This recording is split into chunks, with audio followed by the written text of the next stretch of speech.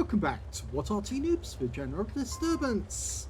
This is the 2128, the Tier 9 Soviet SPG. This one's located on the east spawn of Airfield and it's under the command of Oxagon. Yes, he's been having a busy few days, and in this game he's playing with Soul Collector in the Kampfpanzer Sieg and also KM1982BG. God knows what that actually means. He's also from the ENJ0Y clan and he's in a Kunstpanzer. Okay, game underway.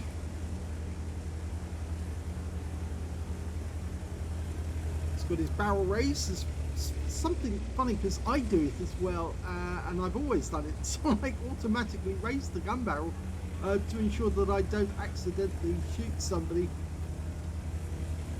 In fact, I just found out today that I've got some sort of nervous trigger in one of my hands, which actually causes my finger to contract without my being able to stop it, which is rather weird.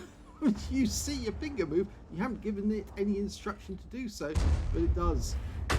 Good first hit, direct hit on a Leopard prototype. It's a tier 9 game with tier 8 tanks in it, so he is going to be hitting some lower tier ones. It means obviously that he has to work harder to get the XP. His teammate in the other Arty on his team is a Lorraine 15551, the tier 8 French SPG.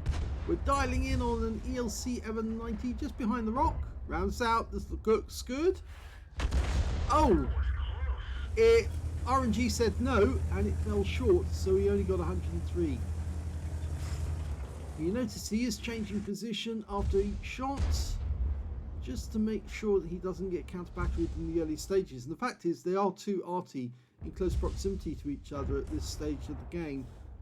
That might not be a good idea, but we have noticed that the enemy basically abandoned Temple Mount.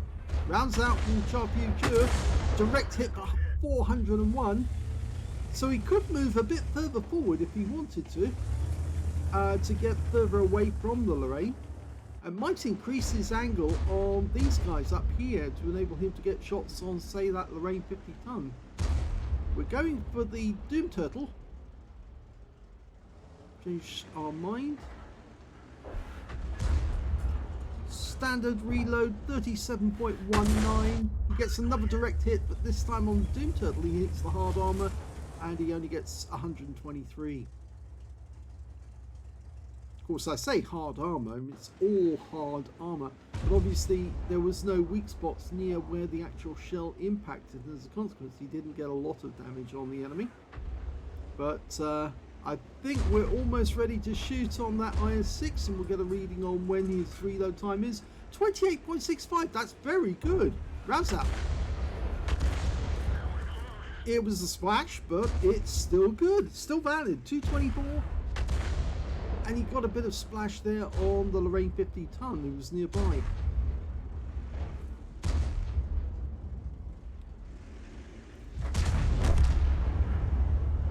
So apart from actually having a nervous twitch, another thing that's actually come up just recently is that I'm starting to lose my hearing. And that's not so good, I can tell you, because that might actually make it very difficult to record videos. I can't hear what I'm actually saying. Ooh, that ELC managed to wipe out our ELC, but we are loaded. We're just trying to sort out the aim. Rounds out. Yeah, he had advance warning. I still don't think that's fair that they say, oh, a shell's on its way in. It's ridiculously wrong to actually let these enemy tanks, these enemy vehicles, get advance warning.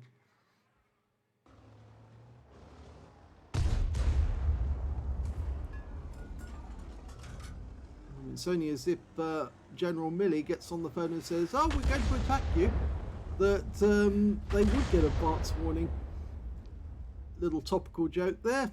Maybe I shouldn't have made that one, but yes, I think the thing is that you don't have your own head of defense staff telephoning the enemy and saying, oh, we're going to give you we're giving you a warning that we're actually up to something.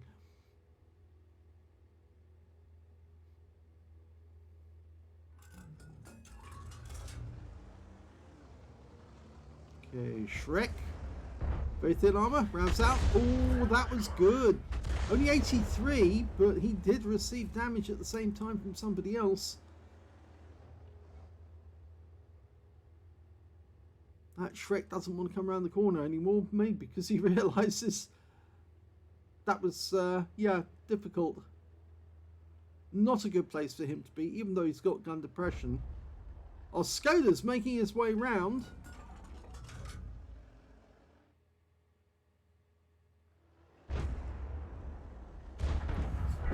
There's the enemy Skoda coming in the same direction. Remember, the Shrek's up on top of the hill. Another splash, 215. There's the Shrek. And the Shrek's gone. But the enemy's now got a Leopard prototype in the same general area. And unfortunately, he does take care of our Skoda. So we're down by 1 at the moment, but we're still fighting. Both of our platoon mates are still in the game. There's the Kunstpanzer of KMI, or is it KM1? Went long that one, bad RNG, but it's still stunned him. And we're getting stun assist thanks to the KM1.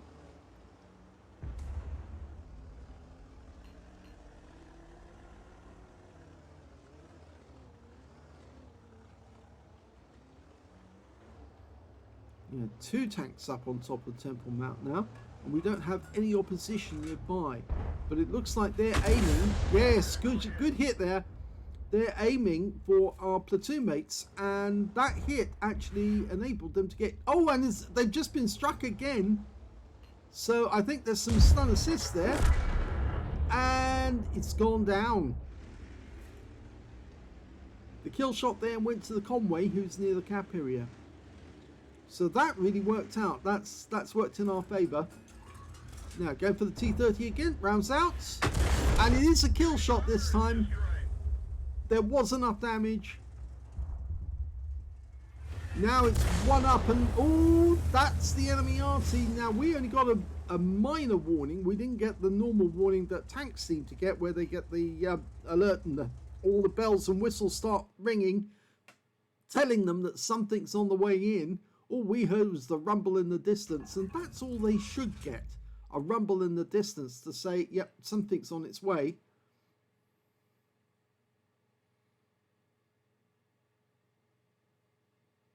Of course, they probably wouldn't move. And, oh, it looks like their enemy LC did actually die.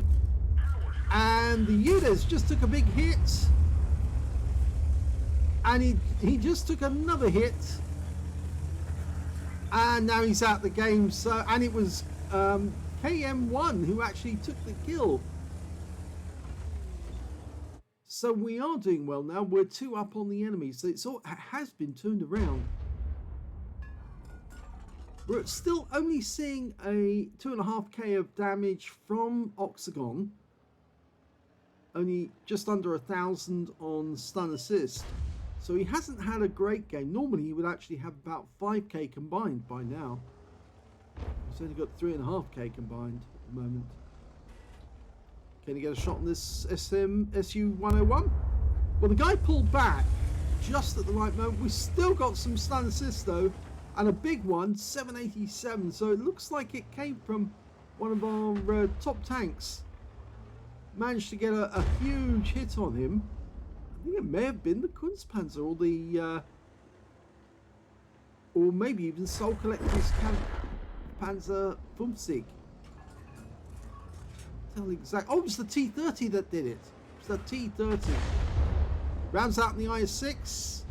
Oh, that helped. That tracked him. And he can't use his repair kit because he's on cooldown, which makes him an easy hit for KM1. But he's not looking at... KM1's looking at the tank behind him. And he just killed the Leopard prototype, and there goes the IS-5. Soul Collector got a kill as well. In fact, Soul Collector and KM1 have got between them 4 kills. So we're on for 5 kills as a platoon, and there's only 3 enemies left. A 212A, a GW Tiger P, and an SU-130PM. There's the SU-130PM. Oh, looks good shot. Oh, just a fraction of a second too late, but he still picked up 218 hit points off it, so it was a good shot, a valid hit, because he's now down to a one shot for the T30. Now he's a one shot for anyone. He just took a hit from our Wizzy 120, and it looks like the SU-130PM is trying to get some revenge on that guy, and well, he's about to get hit by this shell coming in. Yes! Another kill for Oxagon, a blind kill. He knew that that's generally where the SU-130PM was, and the Wizzy was keeping his attention, and he was sitting there still, and Oxagon put the shell where he thought it would be close enough. He splashed the SU-130 to death, and now it's just a question of killing the remaining Arty. He's just loading. He's ready to go. Rounds out. Long flight time, right from one end to the other. And he gets the kill. I doubt if he'll get the kill on this one because I think Eunice wants it. Oh, that was Soul Collector. And the last kill comes in from the Conway to win the game.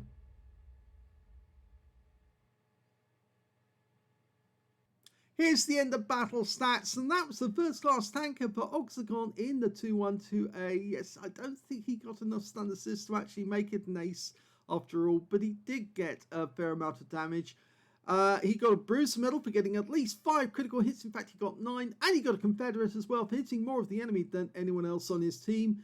And in fact, he did end up with 3 kills in the end. He only had the T30 to start with, and then managed to collect the SU-130PM with a blind shot, and then the GW Tiger P with a splash kill right at the very end. Let's have a look at team score and see where he is. Well, we can see that the highest damage in the game went to Soul Collector. Yes, he seems to be rather good at doing that. In the Kampfpanzer Fumsieg, he managed 3,029 hit points. Second highest damage goes to Oxagon. He got 3,007. And the third highest damage actually went to the T30 on our team with 3,005.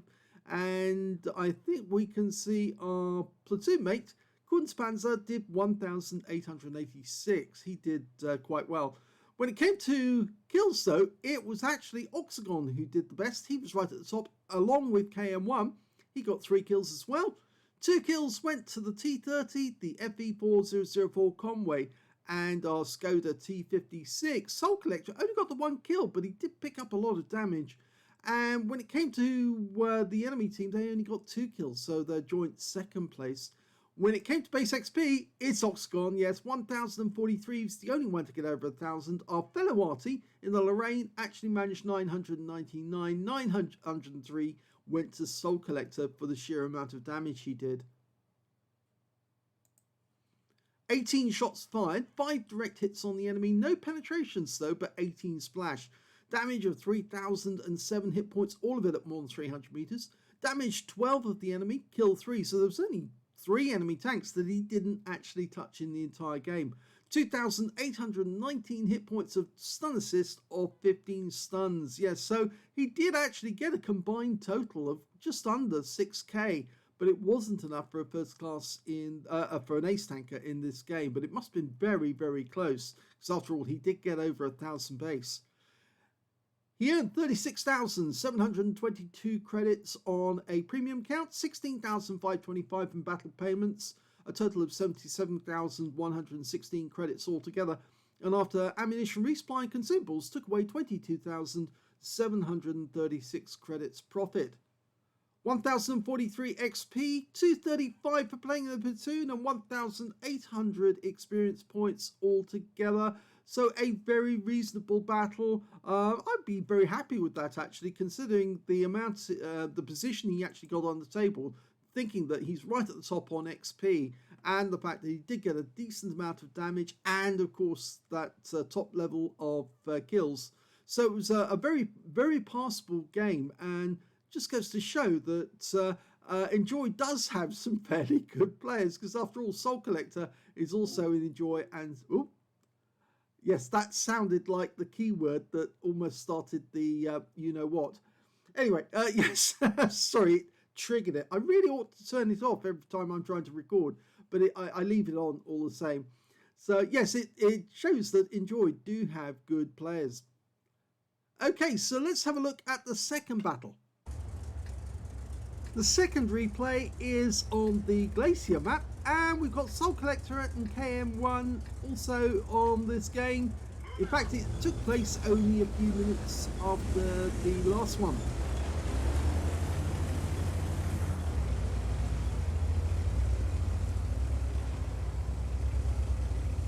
As you know, this thing is quite heavy, which is one of the reasons why it's quite slow. 35 kilometers an hour top speed. 57.5 tons in weight. It is a heavy tank, and it's got heavy tank characteristics. Of course, as you know, the KV-220 only actually existed as a heavy tank, and it was a prototype at that. Rounds out, long flight time. Good hit! He actually timed that to get the rear of the E100. With a tank that's got a lot of armor like an E100, all you can hope for is that you get a decent hit or splash against it, because of course it does have very thick armor, and of course those covers that shield the tracks. Going for the Doom Turtle next. Now, why did that shell end up there? I cannot understand that. Well, I suppose you can look at the reticule at the moment. You can say, well, that bit does jut out quite a bit, doesn't it? It must be very close to the flight path of the shell, that rock. Which is probably why the T-95 is sitting there. He's trying to goad you into putting a shell close to it. Rounds out again. This time round, it does hit where it's supposed to go.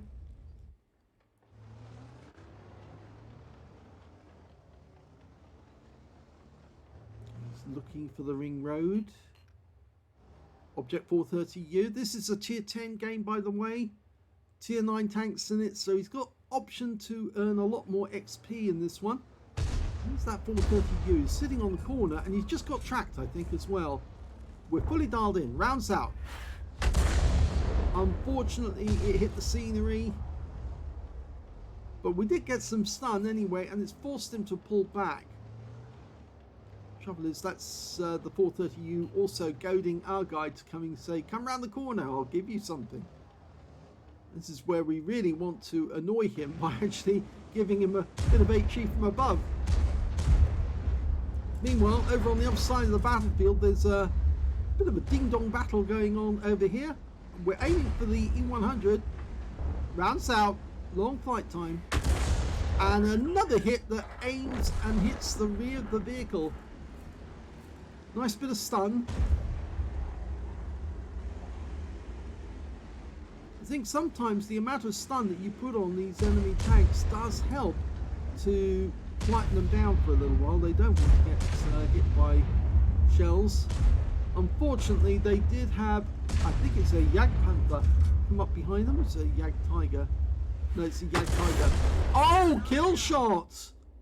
He got the M103, who took some damage and then took the kill shot immediately after. So, yes, very nice.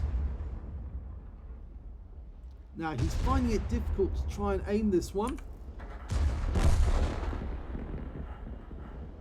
I think sometimes they use the battle assistant that actually comes from the Aslains.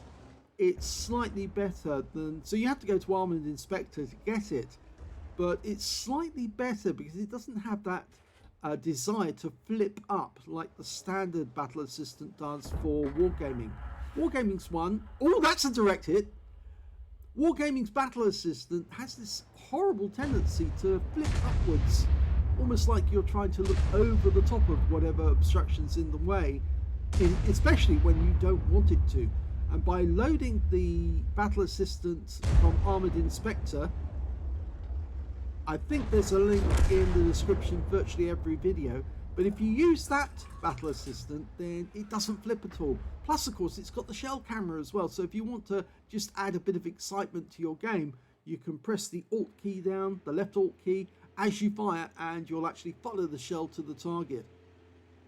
Although a lot of people do find that kind of psychologically difficult, because you're actually following the shell and you've got this natural tendency to pull your head back just as if you're on a roller coaster.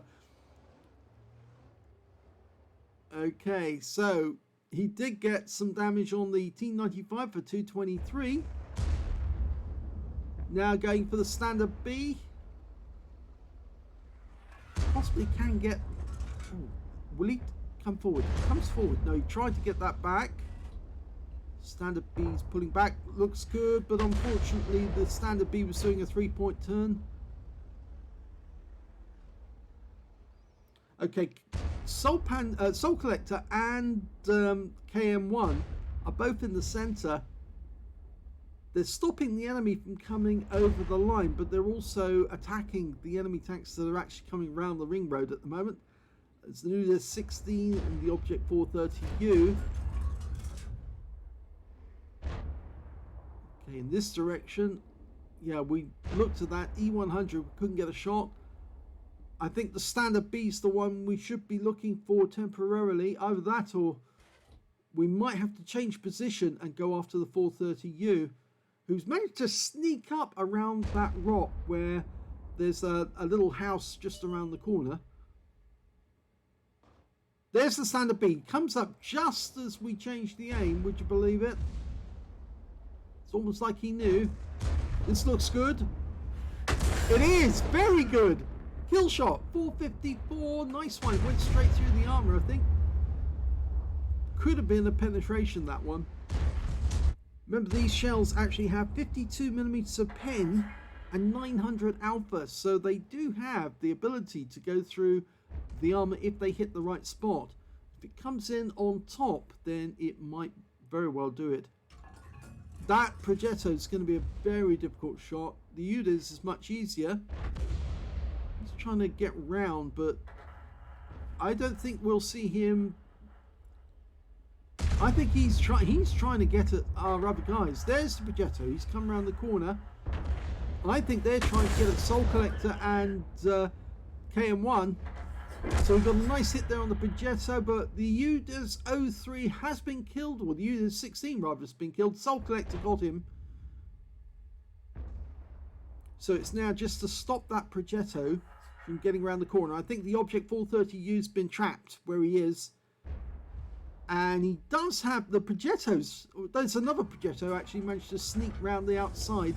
And so now we are going to change position because we've conquered the enemy tanks in the north. We need to get a better angle so we can deal with the Progetto. Well, both Progettos. 430U still there, but no, he's just been killed.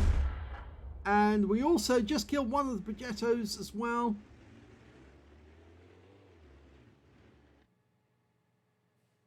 No shot there on the T95. No, we were looking to see if we could lob the shell over the top of that rock. Not possible. That one's possible. Gorilla 15. In fact, both of them. Oh, yes. Direct hit for 407. It should have done more damage because after all, that is just a Panther hull with a very big gun on top. And there's one of them gone. And it was, yes, it was KM1 who got him. Unfortunately, the Gorilla just fired one back. Can we get another shot? Another hit. Rounds out. He backs up. Will he take the kill? Yes! He got him fine. They anticipated the Gorilla was going to pull back. Now there's only 3 enemies left. They've got a Doom Turtle, a Waffenträger Aufpanzervier, and a 212A. Soul Collector's coming in. Oh, there's the 212, and he's gone. Kill shot went to the ship 1030. There's the Waffenträger. We're firing ahead of his path, and still get some splash. Now be careful, Soul Collector, because he's got a very big gun.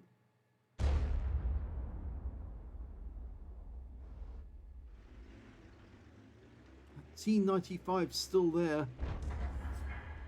Just took a hit in the rear from the from Soul Collector, and he's out the game now. Soul Collector gets the kill, and that's the end of the game.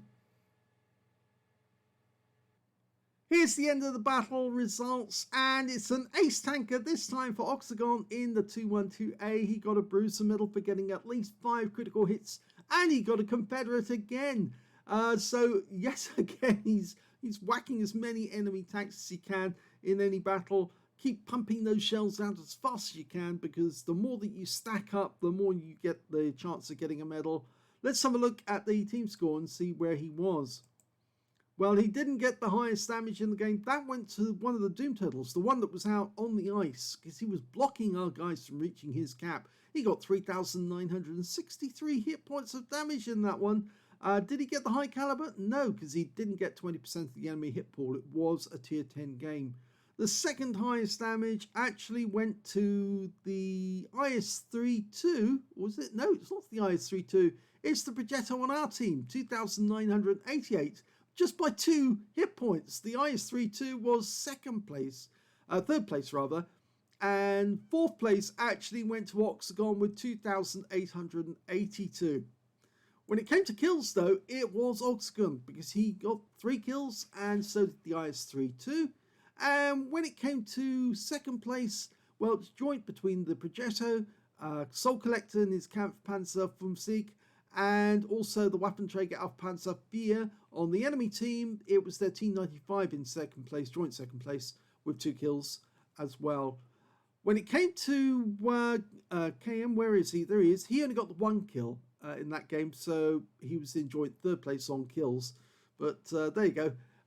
He did get a nice amount of damage during the game anyway, because of course he was holding the center line, stopping those enemy tanks from moving around the outside. 2,005 hit points of damage, which is just short amount from Soul Collector. Okay, when it came to base XP, yep, it's Soul Collector who's top with 1,134 base experience points. 1,067 went to Oxagon, and 993 went to KM1982BG. Let's read out his full name. So all 3 members of the platoon were the highest scorers in base XP. He fired 14 rounds in this game, Oxagon. So again, didn't get past the halfway point when it came to number of shots. 7 direct hits on the enemy, no penetrations, but 15 splash. So when he took out that standard B, he didn't actually penetrate it, just overwhelmed it with its last remaining hit points. 2,882 hit points of damage at more than 300 meters. 10 enemy vehicles were damaged, 3 were killed. 1,358 hit points of stun assist of 12 stuns. And even though he actually got below 4,000 in damage in this game, combined damage, he actually did end up with a lot more real damage than stun assist, and therefore that's why he got an ace tanker out of this one. 29,767 credits for the game, 13,395 in battle payment, 62,511 altogether, and after ammunition, resupply and consumables took away 15,771 credits on a premium count. 1,067 XP, 240 for playing in a platoon, 1,841 experience points altogether. So 2 great games. One was the first class, and the other one an ace tanker. Yes, very close, I should say, considering this one actually was 1043 base. If I go in the right direction, we can see that this one was 1067. So that last one with the first class must have been very, very close to an ace tanker, but just not quite. So well done. If you enjoyed those replays, please give this video a like, do subscribe to our channel, leave a little comment down below because it feeds the algorithm, and thank you for watching.